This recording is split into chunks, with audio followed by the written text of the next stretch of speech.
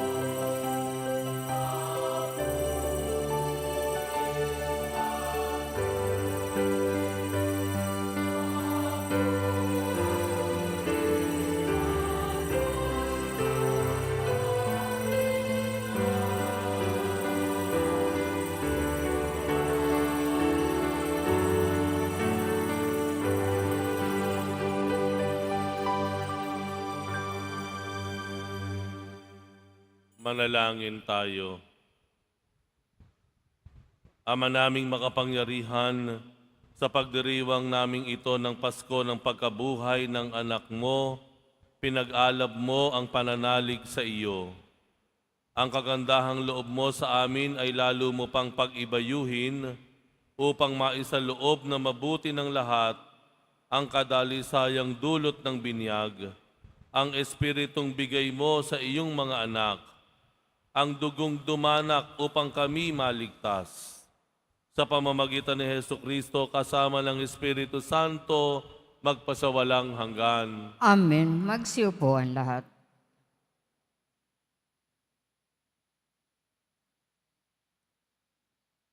Pagbasa mula sa mga gawa ng mga apostol. Maraming kababalaghang ginawa ang mga apostol na pawang nasaksihan ng mga tao. Nagtipon-tipon sa portiko ni Solomon ang lahat ng sumasampalataya. Hindi nangahas na makisama sa kanila ang mga di sumasampalataya. Gayunmay, puring-purihin sila ng mga tao. Subalit parami ng parami ang lalaki at babaeng nananalig sa Panginoon. Dinala sa mga lansangan ang mga may sakit at inilagay sa mga papag at mga higaan upang pagdaan ni Pedro ay matamaan ng kanilang anino ang ilan man lang sa kanila. At dumating din ang maraming taong buhat sa mga bayang kanugnog ng Jerusalem. Dala ang kanilang mga may sakit at mga pinahihirapan ng masasamang espiritu at silang lahat ay pinagaling.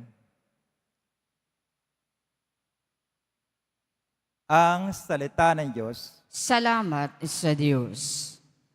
Buting po'y purihin, pag-ibig niya'y walang maliw.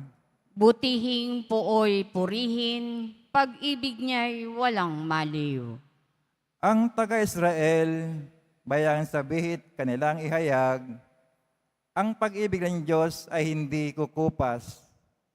Mga saserdote ng Diyos na Panginoon, bayaang magsaysay, ang pag-ibig ng Diyos walang katapusan. Lahat na may takot sa Panginoon Diyos, dapat magpahayag, ang pag-ibig niya'y hindi magwawakas. Butihing pooy purihin, pag-ibig niya'y walang maliw. Ang batong natakwil ng nakagtatayo ng tirahang bahay, sa lahat ng bato'y higit na mahusay. Ang lahat ng ito ay nagpamala sa iyong Panginoon Diyos. Kung iyong mamasdan ay kalugod-lugod o kahanga-hanga, ang araw nitong ang Diyos ang nagbigay, tayo ay magalak ating ipagdiwang. Butihing pooy purihin, pag-ibig niya'y walang maliw. Kami ay ligtas, tubusin mo poon, kami ay ligtas, at pagtagumpayin sa layunit hangad. Ang pumaparito sa ngalang poon ay pagpapalain, magmula sa templo, mga pagkapalay kanyang tatanggapin. Ang Panginoon Diyos, pagkabuti niya ay sa mga hinirang. Butihing pooy purihin, pag-ibig niya'y walang maliw.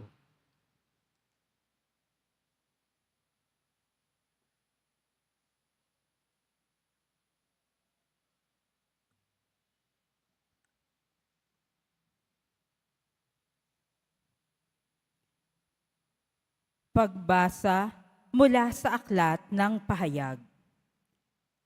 Ako'y si Juan, ang inyong kapatid, na kasama ninyo sa paghihirap, paghahari at pagtitiis dahil sa pakikipag-isa kay Jesus. Itinapon ako sa pulo ng Patmos sapagkat ipinangaral ko ang salita ng Diyos at ang katotohanang inihayag ni Jesus. Nooy araw ng Panginoon, kinasihan ako ng Espiritu at narinig ko mula sa aking likuran ang isang malakas na tinig na parang tunog ng trompeta. Ang sabi, "Isulat mo ang iyong nakikita."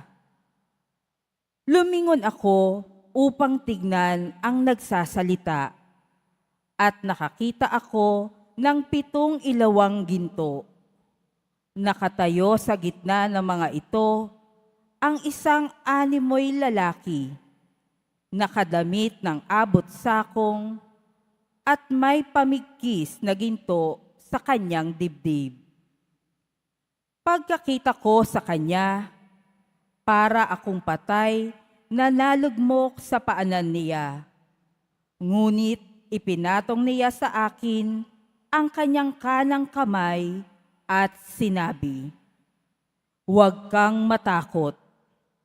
Ako ang simula at ang wakas, at ang nabubuhay. Namatay ako, ngunit masdan mo. Ako'y buhay ngayon at mananatiling buhay magpakailanman.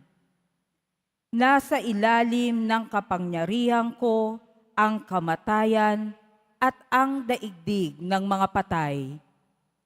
Kaya't isulat mo ang iyong nakikita, ang nangyayari ngayon at ang mangyayari pa." Ang salita ng Diyos. Salamat sa Diyos. Magsitayo ang lahat.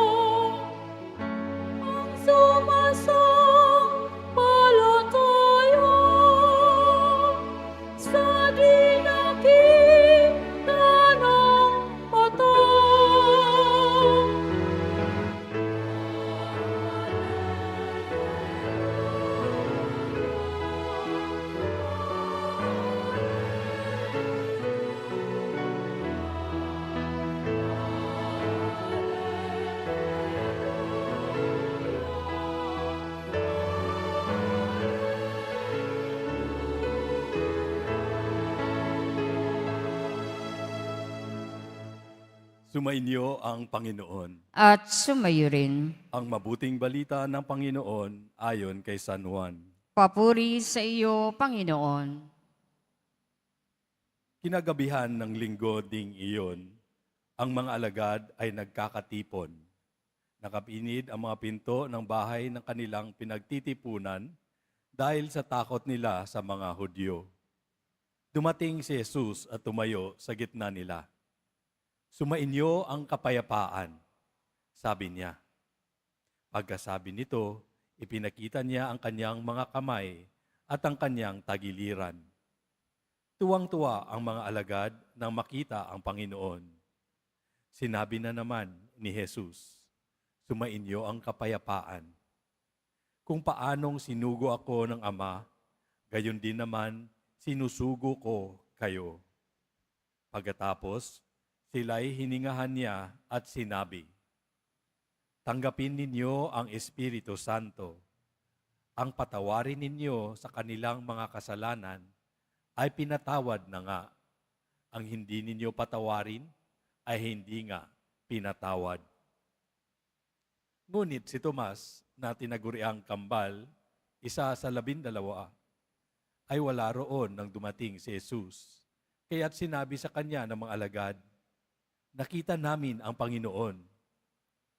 Sumagot si Tomas, "Hindi ako maniniwala hanggat di ko nakikita ang butas ng mga pako sa kanyang mga kamay at na isusuot dito ang aking daliri at hanggat hindi ko na ipapasok ang aking kamay sa kanyang tagiliran."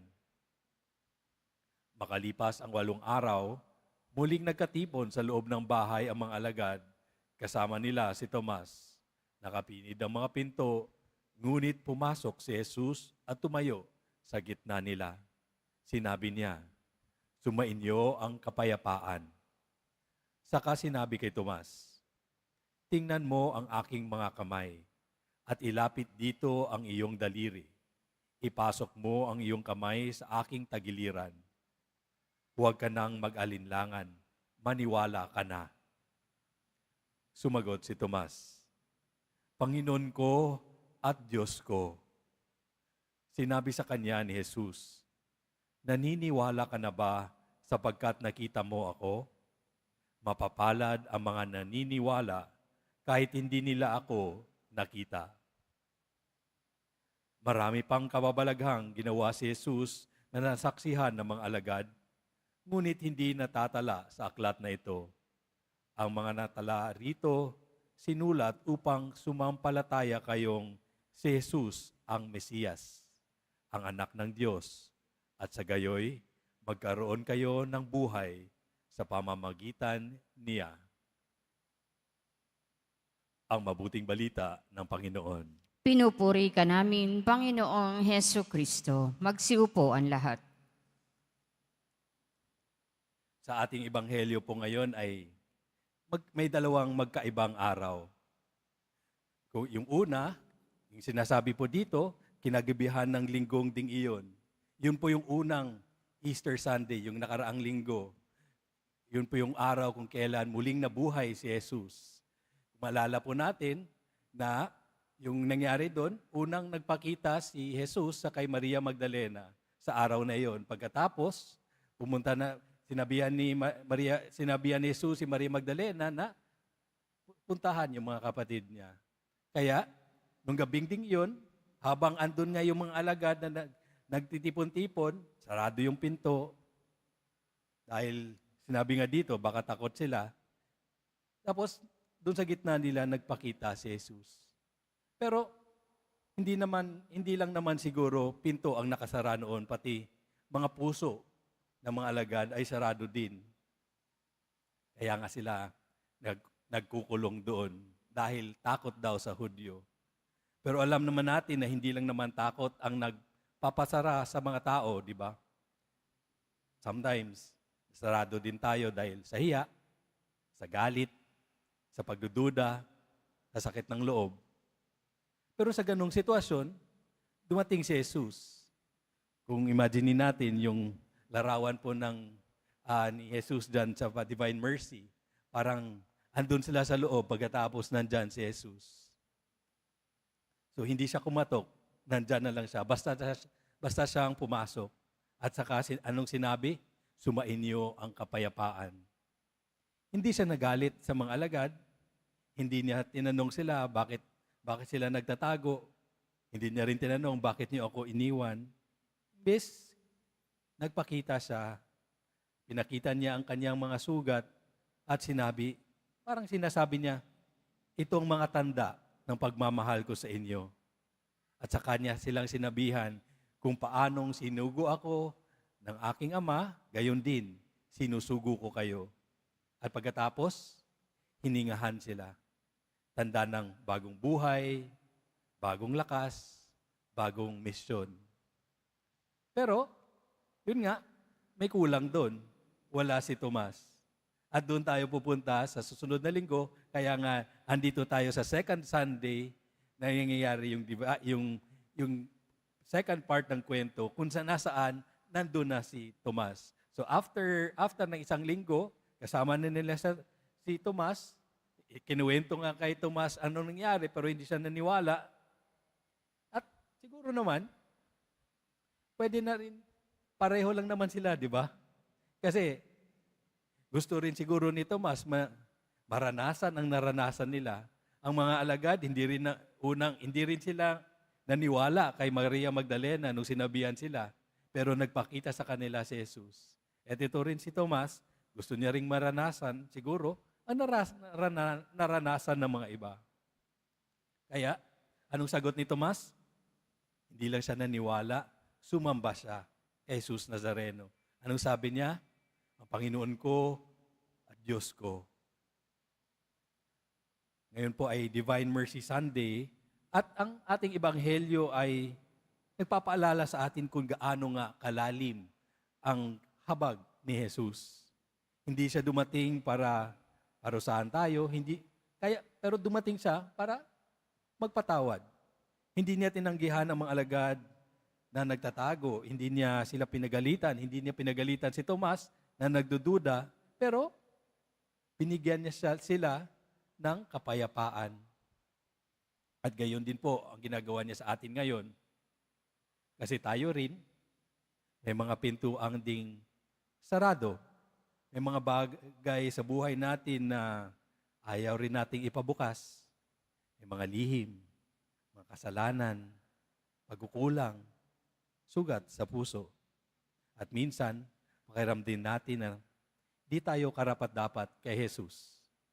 Pero tulad nga ng mga alagad, si Jesus ay siya yung pumapasok kahit na nakasara ang mga pinto.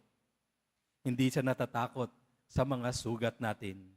Hindi siya lalayo po kahit na tayo'y mahina. Sa halip, siya po ang unang lumalapit at nagsasabing, sumainyo ang kapayapaan. At hindi lang po yan, binigyan pa tayo ng isang regalo. Ang sabi nga niya, kung ang patawarin ninyo sa kanilang makasalanan ay pinatawad na nga. Dito po nagumpisa yung sakramento ng kumpisal. Dito rin naranasan ng lahat ang habag ng Diyos sa pamamagitan ng simbahan. Pero hindi lang naman sa pari yung regalong iyon. Kasi tayo pong lahat ng mga binyagan ay tinatawag din tayong maging tagapagdala ng awa. Kaya tanungin natin ang ating sarili, may mga tao bang sa buhay natin na humihingi ng kapatawaran sa atin?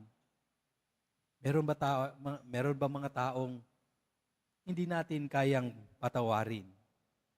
O baka yung sarili natin, meron ba tayong mga sugat na ayaw nating buksan kay Jesus? Kaya po, ngayong linggo, tinatanong tayo ni Jesus, handa ka na bang magpatawad gaya ng pagpapatawad ko sa inyo? Handa ka na rin mo bang patawarin ang iyong sarili? Katulad ng ginawa ko para sa inyo. Sa unang pagbasa natin, narinig natin ang epekto ng habag ni Jesus.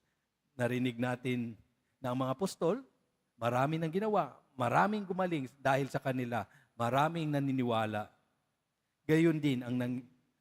Ganito din ang nangyayari kapag ang awa ng Diyos ay nasa atin. Ang awa ng Diyos ay sinishare natin. May kagalingan, may pagbabalik loob, at may pananampalataya. At pwede pa rin ito mangyayari sa atin ngayon. Sa kumpisal, at sa ating mga sarili, kung tayo rin ay magpapatawad, makikinig sa iba, bigyan natin sila ng panahon para samahan po sila. Sa mga simpleng gawa ng habag, mararanasan nila ang presensya ni Jesus Nazareno. Kaya kung si Jesus ay pumasok sa kwarto, sa gitna ng mga takot ng mga alagad, kaya din niyang pasukin yung puso po natin kahit nakasara yan. Kaya din ni Jesus pasukin yung mga problema natin, yung mga bahay natin, yung mga pagsubok natin. Pero ang tanong,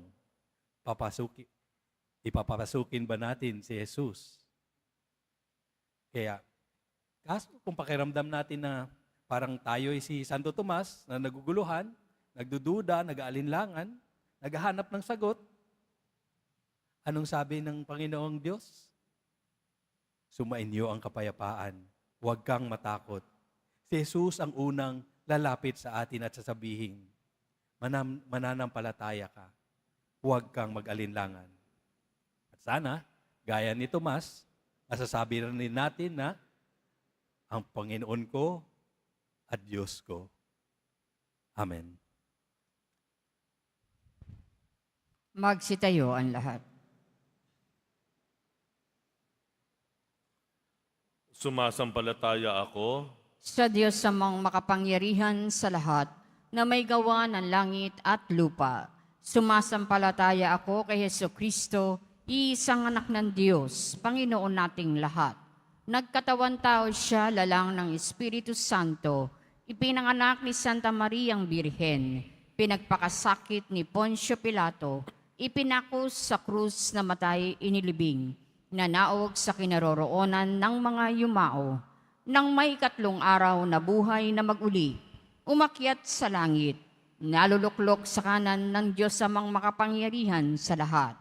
Doon magmumulang paririto at huhukom sa nangabubuhay at nangamatay na tao. Sumasampalataya naman ako sa Diyos Espiritu Santo, sa banal na simbahang katolika, sa kasamahan ng mga banal, sa kapatawaran ng mga kasalanan, sa pagkabuhay na muli na nangamatay na tao, at sa buhay na walang hanggan. Amen.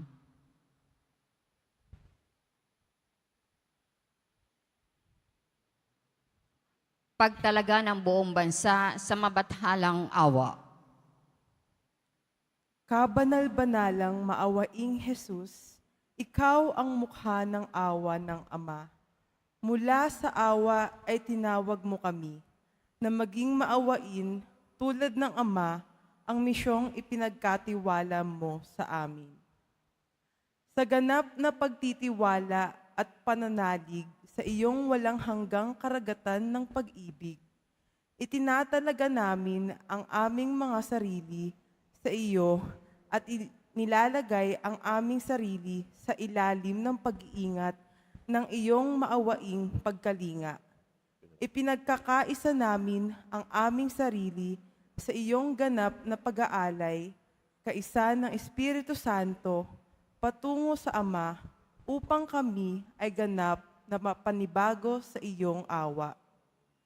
Maawa ka sa amin dahil sa digmaan ng mga bansa at sa mga pananakot na gumugulo sa bawat isa sa amin.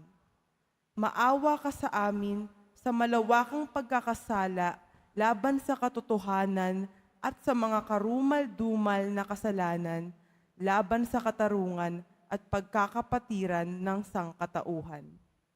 Maawa ka sa amin sa mga kalapastanganang ginawa laban sa iyong mabathalang awa at sa mga kasuklam-suklam na panlilibak sa mahihina at mahihirap. Maawa ka sa amin sa mga pang-aabuso sa dangal ng tao, mga kasalanan laban sa buhay, pag-ibig at pamilya. Tulungan mo kami, O Panginoon, na maipamalas namin ang iyong awa sa aming kapwa. Ingatan mo kami bilang iyo nang sa oras ng pagsubok ay di kami mawalan ng pag-asa, kundi may lubos na pagtitiwala at pagpasakop kami sa iyong banal na kalooban. Gawin mo kaming kasangkapan ng kaaliwan sa iba, lalo na sa mga nawalan na ng pag-asa at hindi na nagtitiwala sa iyong awa. Naway makilala ng lahat ng tao ang iyong masukat na awa, magtiwala sa iyong awa at duwalhatiin ang iyong awa, magpasawalang hanggan. Jesus, Hari ng awa, kami nananalig sa iyo, kami iyo ng lubos. Amen. Magsiupo ang lahat.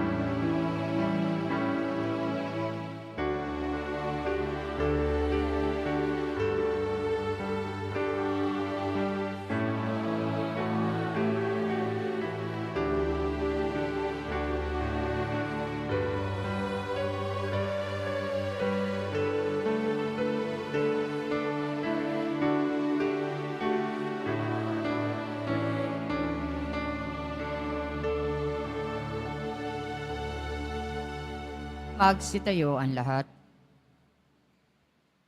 Manalangin kayo mga kapatid upang ang paghahain natin ay kalugdan ng Diyos amang makapangyarihan. Tanggapin nawa ng Panginoon itong paghahain sa iyong mga kamay, sa kapurihan niya at karangalan, sa ating kapakinabangan at sa buong sambayanan niyang banal. Ama naming lumikha, tunghayan mo ang mga alay ng iyong sambayanan upang ang iyong binigyan ng bagong buhay sa pagsampalataya sa iyong ngalan at pagkadalisay noong sila'y binyagan ay makapakinabang sa ligayang walang katapusan. Sa pamamagitan ni Hesu Kristo, kasama ng Espiritu Santo, magpasawalang hanggan. Amen. Sumainyo ang Panginoon. At sumayo rin. Itaas sa Diyos ang inyong puso at diwa. Itinaas na namin sa Panginoon. Pasalamatan natin ang Panginoong ating Diyos. Marapat na siya ay pasalamatan. Ama naming makapangyarihan, tunay ngang marapat na ikaw ay aming pasalamatan, lalo ngayong ipinagdiriwang ang paghahain ng Mesiyas, ang maamong tupa na tumubos sa aming lahat. Ang iyong anak na minamahal ay naghain ng sarili niyang buhay.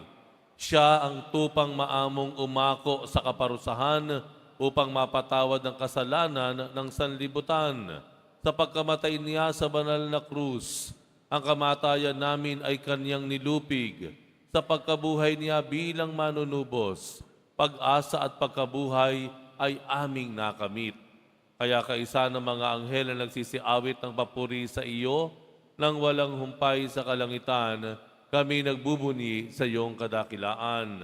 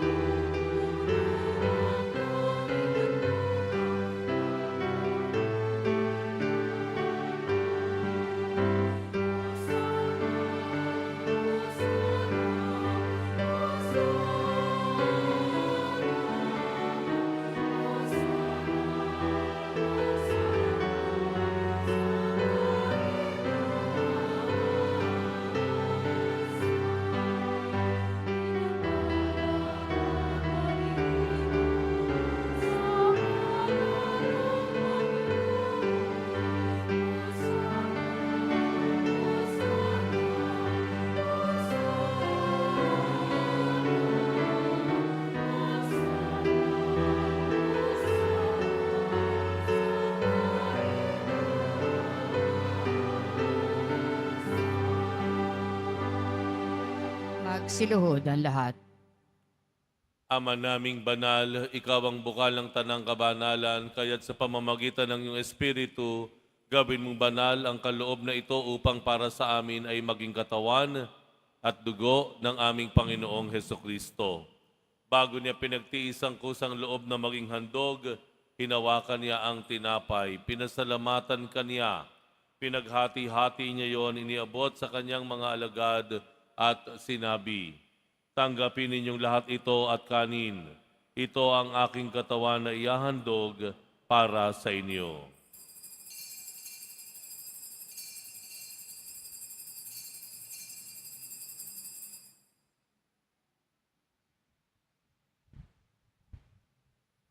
Gayon din naman nung matapos ang hapunan, hinawakan niya ang kalis, muli kaniyang pinasalamatan, iniabot niya ang kalis sa kaniyang mga alagad at sinabi, tanggapin ninyong lahat ito at inumin, ito ang kalis ng aking dugo, ng bago at walang hanggang tipan, ang aking dugo na ibubuhos para sa inyo at para sa lahat sa ikapagpapatawad ng mga kasalanan. Gawin ninyo ito sa pag-alala sa akin.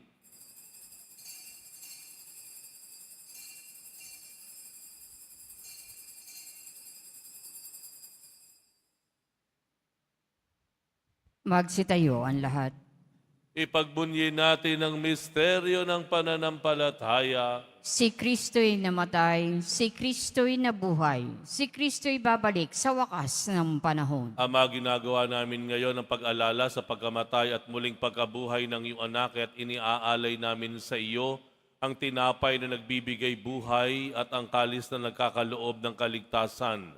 Kami nagpapasalamat dahil kami iyong minarapat na tumayo sa harap mo para maglingkod sa iyo. Isinasamo namin, kaming magsasalo-salo sa katawan at dugo ni Kristo ay mabuklod sa pagkakaisa sa pamamagitan ng Espiritu Santo. Amalingapin mo ang iyong simbahang laganap sa buong daigdig. Puspusin mo kami sa pag-ibig, kaysa ni Jose na aming arsobispo at ng Tanang Kaparian. Alalahanin mo rin ang mga kapatid naming nahimlay na may pag-asang sila'y muling mabubuhay, gayon din ang lahat ng mga pumanaw. Kaawaan mo sila at patuloyin sa iyong kaliwanagan. Kaawaan mo at pagindapatin kaming lahat na makasalo sa iyong buhay na walang wakas. Kaisa na mahala Birheng Maria, na ina ng Diyos, na kabiyak ng puso niyang si San Jose, kaisa ng mga apostol ni San Juan Bautista at ang lahat ng mga banal na namuhay dito sa daigdig ng kalugod-lugod sa iyo, maipagdiwang nawa namin ang pagpupuri sa ikararangal mo sa pamamagitan ng iyong anak na aming Panginoong Hesukristo. Sa pamamagitan ni Kristo, kasama niya at sa Kaniya, ang lahat ng parangal at papuri ay sa iyo, Diyos amang makapangyarihan, kasama ng Espiritu Santo, magpasawalang hanggan.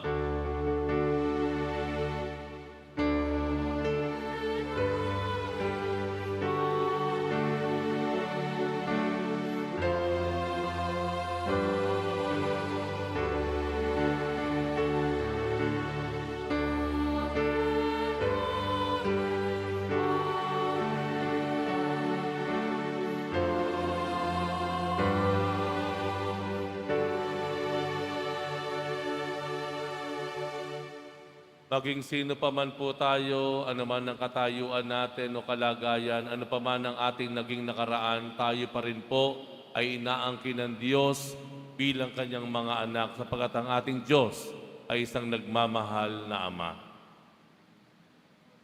Ama namin, sumasalangit ka, sambahin ang ngalan mo. Mapasa amin ang kaharian mo. Sundin ang loob mo dito sa lupa para nang sa langit.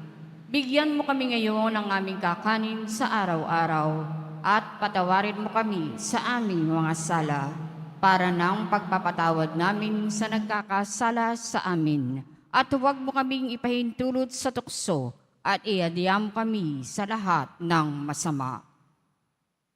Hinihiling namin kami iadya sa lahat ng masama, pagkalooban ng kapayapaan, araw-araw, iligtas sa kasalanan at ilayo sa lahat ng kapahamakan, samantalang aming pinananabikan ng dakilang araw ng pagpapahayag ng tagapagligtas naming si Hesukristo. Sapagkat iyo ang kaharian at ang kapangyarihan at ang kapurihan magpakailanman. Amen. Panginoong Hesukristo, sinabi mo sa iyong mga apostol, kapayapaan ang iniiwan ko sa inyo, ang aking kapayapaan ang ibinibigay ko sa inyo. Tunghayan mo ang aming pananampalataya at huwag ang aming pagkakasala. Pagkalooban mo kami ng kapayapaan at pagkakaisa ayon sa iyong kalooban, kasama ng Espiritu Santo, magpasawalang hanggan. Amen. Ang kapayapaan ng Panginoon ay laging sumainyo. At sumayo rin. Magbigayan kayo ng kapayapaan sa isa't isa.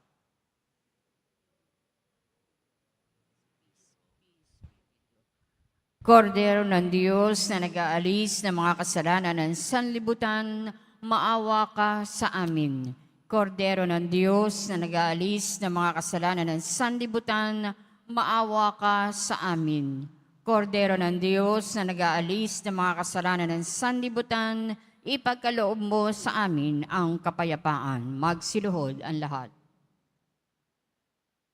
Ito ang kordero ng Diyos, itong nag-aalis ng kasalanan ng sanlibutan, mapalad ang mga inaanyayahan sa kanyang piging. Panginoon, hindi ako karapat-dapat na magpatuloy sa iyo, ngunit sa isang salita mo lamang ay gagaling na ako.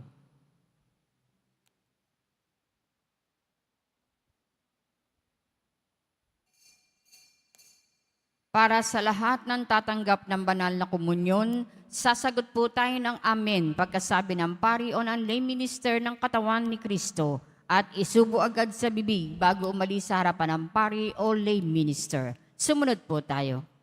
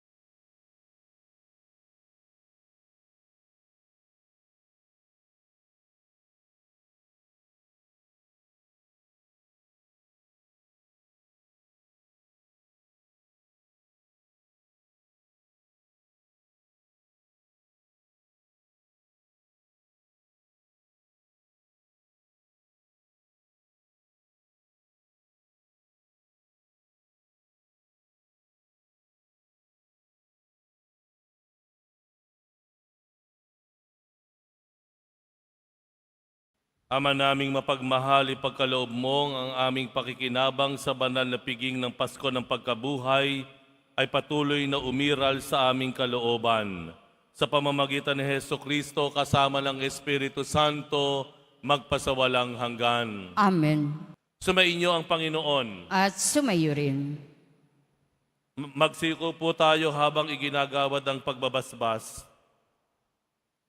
Ang Diyos na tumubos at kumupkop sa inyo pakundangan sa pagkabuhay ni Jesucristo ay siya nawang magpala sa inyo ng kaligayahang magpasawalang hanggan. Amen. Kayong pinagkalooban ng manunubos ng walang maliw na kalayaan ay pagkamtin nawa niya ng kanyang pamanang buhay na walang hanggan. Amen. Dahil kayo ay kaisa niyang bumangon mula sa kamatayan, pakundangan sa pananampalataya at binyag, kayo naway makatambal ng mga nasa kalangitan, pakundangan sa inyong mabuting pamumuhay, ngayon at magpasawalang hanggan. Amen. Paspasan din po ninyo, mahal na po ang Jesus Nazareno, itong mga imahen at dasalan upang lalo kaming manalangin at magtiwala. At pagpalain kayong lahat ng makapangyarihang Diyos, Ama at Anak at Espiritu Santo. Amen. Umayo kayong taglay ang kapayapaan ng Pong Jesus Nazareno. Aleluya, aleluya. Salamat sa Diyos. Aleluya, aleluya.